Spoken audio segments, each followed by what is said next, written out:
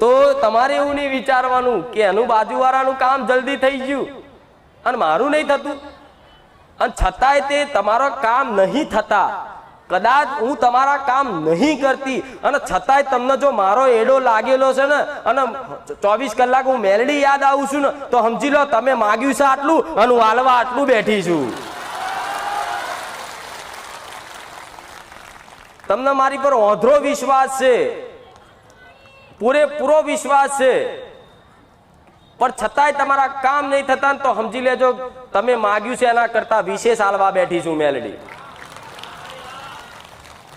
તમે જે માગ્યું છે એના કરતા બહુ અધડક ગણું કે કોઈ વસ્તુ માગવાની જરૂર નહીં પડે એવું હાલવા બેઠી છું, એવું માનજો. કદાચ આજે ને 2 વર્ષે જો કદાચ એવો અહેસાસ ના કરાવી દો તો ગોડા હું સોલંકી પીઢીની રોમ મારી મેલડી નહીં. આવું થાય છે કે નહીં?